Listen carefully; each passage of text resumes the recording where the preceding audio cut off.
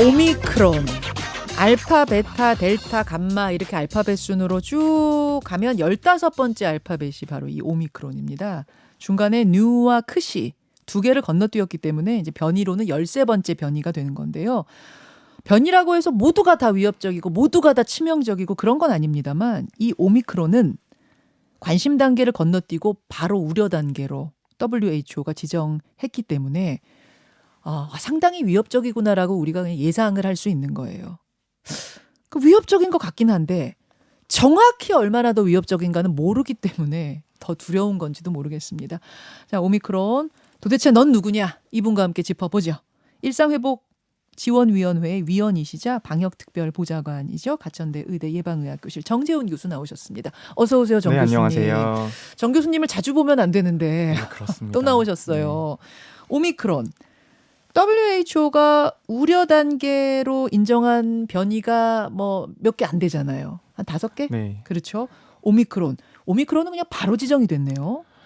네, 오미크론 변이가 조금 우려스러운 지점이 있는데요. 이때까지의 변이보다 변이의 폭 자체가 너무 크고 그리고 초기의 상황을 보게 되면 얼마만큼 델타 변이 바이러스를 빨리 밀어내는지가 매우 중요한 요소이거든요. 밀어낸다는 게 네. 무슨 말이에요? 그러니까 델타 변이 바이러스가 이미 남아프리카에서 유행을 하고 있는데 예. 이게 다른 변이 바이러스로 대체되는 속도가 매우 빠르게 되면 그 변이 바이러스가 전파력이 높거나 아니면 백신의 효과를 회피할 가능성이 있다란 말인데 델타도 전파력이 센데 그걸 밀어낼 정도면 전파력이 더 세다는 얘기니까. 그렇죠. 그래서 그런 데이터를 봤을 때는 오미크론이 아마 델타보다 조금 더 위험할 가능성이 있지 않을까라는 것이 데이터로 제기가 되는 것이거든요.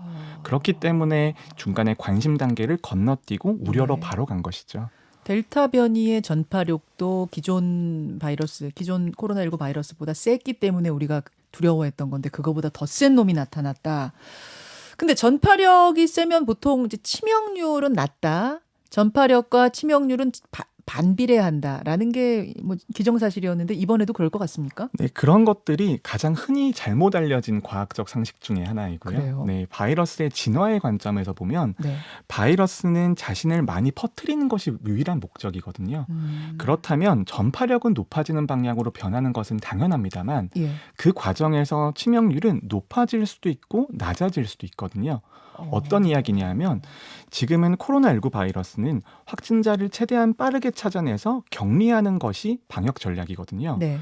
그렇다면 조금 더 빨리 증식해서 감염 초기에 최대한 많은 전파를 일어나게 만들면은 자기가 많이 퍼뜨릴 수 있는 것이거든요. 바이러스 입장에서. 네, 그 과정에서 중증도는 높아질 수도 있고 낮아질 수도 있는 것이지 바이러스 입장에서는 꼭 숙주를 생각해 줘야 될 필요는 없는 겁니다. 아니 근데 치명률이 높으면 걔가 그만큼 아주 위험한 놈이면 숙주가 빨리 죽어버리니까 뭐 돌아다녀야지 전파를 할 텐데 빨리 죽어버리면 전파를 못 시키니까 그래서 그렇게 반비례한다는 게 우리의 상식 아니었어요? 네, 그게 호흡기 바이러스의 독특한 점인데요. 예. 대부분은 감염 초기에 전파가 일어나기 때문에 감염되고 나서 숙주가 중증화되는 여부는 그렇게 중요한 게 아닌 겁니다. 중증으로 발전하기 전에 전파 다 시켜버리면 네, 그렇습니다. 네. 그런 거군요. 전파력 높다고 해서 저는 그래도 치명률은 좀 낮겠구나 했는데 그게 전혀 아니라는 사실. 네, 아직까지는 치명률에 대한 데이터가 나와 있진 않고요. 너무 초기이기 때문에 네. 전파 속도가 빠르거나 백신의 효과가 감소할 수 있다라는 것은 어느 정도 확인될 수 있을 것으로 보이지만 중증화 여부에 대해서는 한 달에서 2달 정도의 시간이 네. 필요합니다. 다만 델타 변이보다 전파력은 더 센 걸로 보인다는 것까지는 팩트로 우리가 생각해도 돼요? 전파력이 세거나 백신의 효과를 감소시킬 수 있을 것이다. 그 정도는 추정할 수 있습니다. 백신 얘기로 넘어가 보죠. 뭐 변이가 뭐 델타 감마 뭐 별게 다 나오더라도 백신이나 치료제가 듣는다고 하면 이게 효과가 있다고 하면 우리 걱정이 덜할 거예요. 델타 변이까지는 일단 기존 백신이 커버를 하는 것으로 효과가 있는 것으로 우리가 대체로 보고 있는데 오미크론은 어떨 것 같습니까? 예상이 매우 어렵습니다만 일단 기본적으로 효과 자체는 있을 가능성이 높습니다. 백신의 효과라고 하는 것이 감염을 막아주는 효과와 중증화를 막아주는 효과 두 가지가 있거든요. 네네. 하지만 중증화를 막아주는 효과 같은 경우에는 변이가 등장하거나 접종하고 시간이 오래 경과하더라도 효과가 상대적으로 유지가 되는 편인데 델타 변이 바이러스가 등장을 하면서 이제 백신 접종만을 통해서 집단 면역을 형성을 하고 우리가 이 상황을 종식으로 나아가겠다라는 전략은 불가능해졌거든요. 그렇기 때문에 감염 예방 효과에 있어서 감소가 될 수도 있고 전파력이 더 높아질 수는 있지만 이미 델타 변이 바이러스에서 우리의 미래 전략은 결정이 된 겁니다. 백신 접종을 최대한 많이 해서 중증화율을 낮추고 그리고 어느 정도는 공존을 꾀할 수밖에 없는 그런 상황이기 때문에 다음 변이가 등장한다고 하더라도 네. 그 전략 자체가 바뀌진 않는다라는 말인 거죠. 이 부분이 굉장히 중요한 부분이네요. 얘네들이 백신을 맞아도 뚫는다.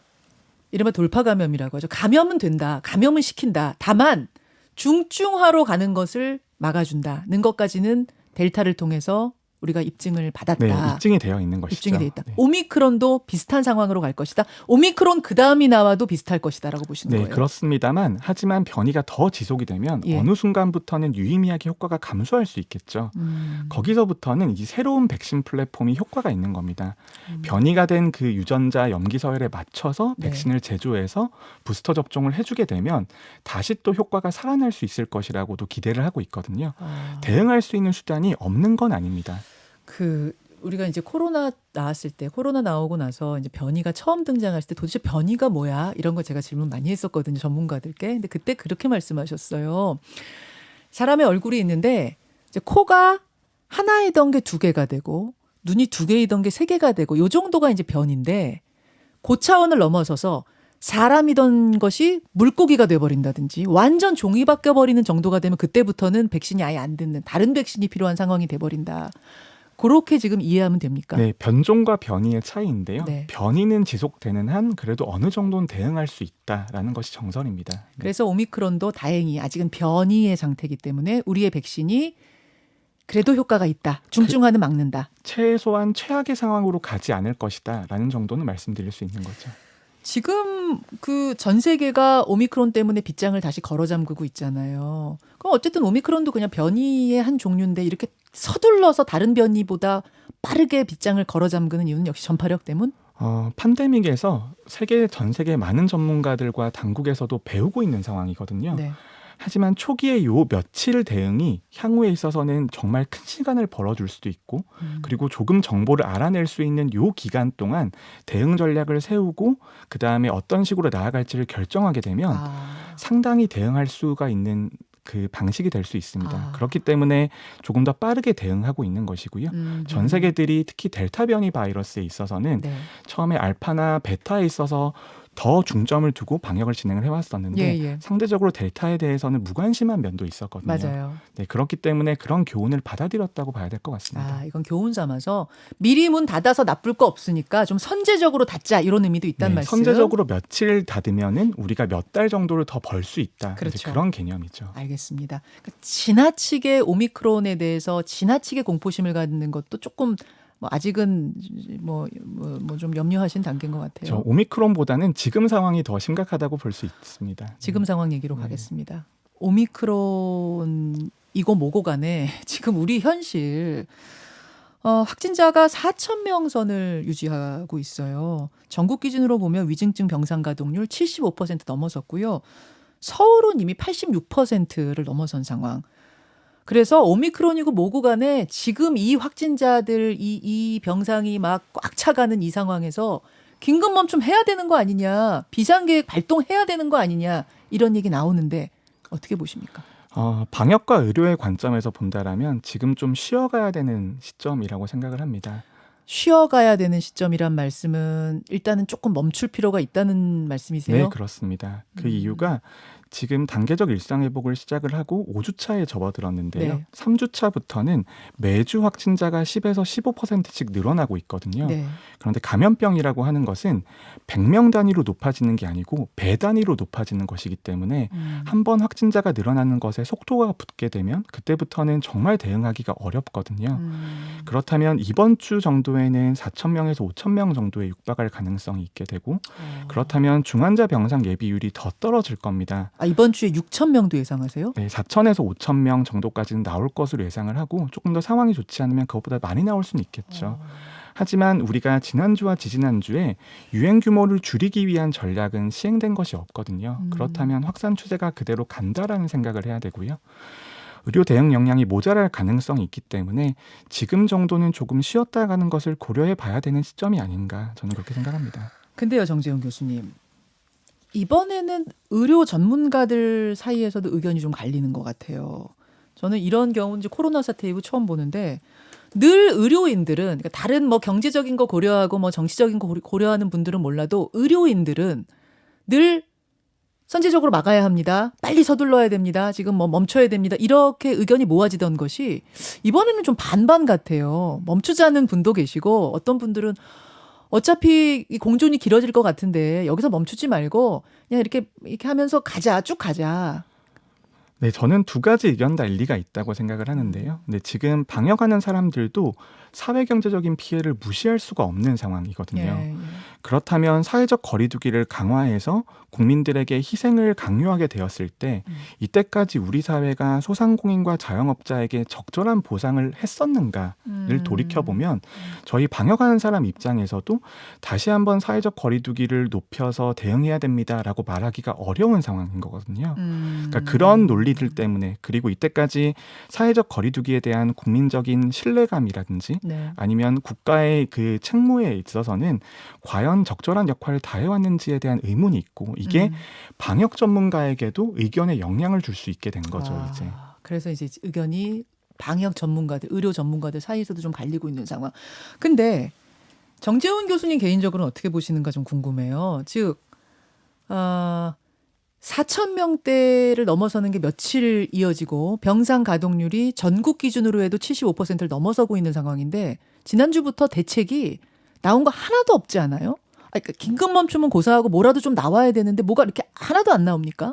일단 대책 자체가 한 가지로 해결될 수 있는 성질은 아니라고 생각을 하고요. 그리고 또 하나가 의료 대응 역량도 늘어나야 됩니다.